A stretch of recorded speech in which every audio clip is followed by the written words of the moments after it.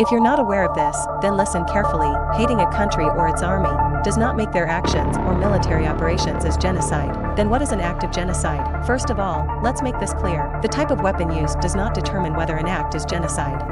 Giant military ships, fighter aircraft, nuclear submarines, or even an atomic bomb, as cruel, painful, terrible, and shocking as it is, does not automatically make an action qualified as genocide. What matters is the intent behind the act, not the weapon itself. For non-experts, emotionally involved individuals, or biased persons, massacre, war crimes, crimes against humanity, and ethnic cleansing are often easily mistaken for genocide. 1948 UN Genocide Convention. Genocide was defined and adopted in 1948 by United Nations delegates through the Genocide Convention. But what is the definition? Listen carefully. Acts committed with the intent to destroy a national, ethnic, racial, or religious group, in whole or in part. The acts include killing members of the targeted group, causing serious bodily or mental harm, deliberately creating living conditions intended to bring about its destruction, preventing births among its members, forcibly transferring its children to another group.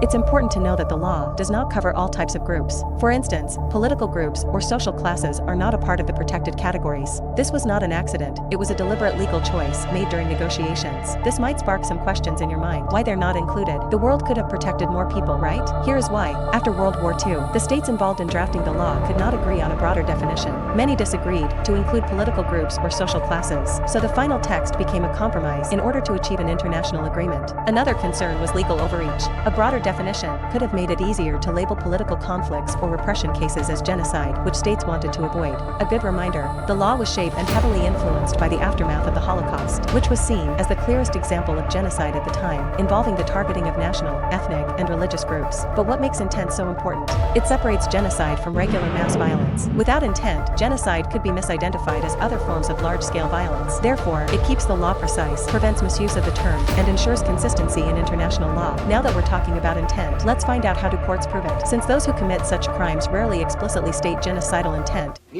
judges mostly rely on indirect evidence. Pattern of actions. Systematic targeting of a group. Were victims chosen because of their group identity? Was violence focused on a specific group, not random civilians? Another thing they can refer to is official statements and propaganda that include speeches by leaders, media campaigns, and written orders or slogans. In simple words, courts prove genocidal intent by looking at patterns of targeting, official statements, and the overall context. Then, inferring whether the only reasonable explanation is the intent to destroy a protected group. Some may ask, why in case of genocide, the international court's threshold is so high? The answer is simple: preventing overuse of the term. Without strict rules, genocide could be applied to ordinary wars, political repression, general mass violence. International criminal law needs clear boundaries. States must know what legally counts. International law didn't make genocide hard on purpose, but it set a high evidentiary bar to ensure the term remains precise, serious, and not misused. But when and how international courts step in? Do they jump in when they hear the news or start the legal process or prosecution on their own? Most cases start in a country's own legal system. Police investigation, prosecutors file charges, national courts try the case. International courts step in only under following conditions. The alleged genocide must have occurred after July 1, 2002. The country where the alleged genocide occurred generally must accept the jurisdiction of the International Criminal Court, unless the case is referred by the UN Security Council. Also, when the national system is unwilling or unable to prosecute, the International Criminal Court or ICC can intervene. There are special tribunals like ICTR or ICTY which were created by the UN specifically for the conflicts in Rwanda and former Yugoslavia. This video is intended for educational purposes only and does not constitute legal or professional advice. While reasonable efforts have been made to ensure accuracy, errors, omissions, or differing interpretations may occur. Viewers are encouraged to consult primary sources and qualified experts when evaluating the information presented.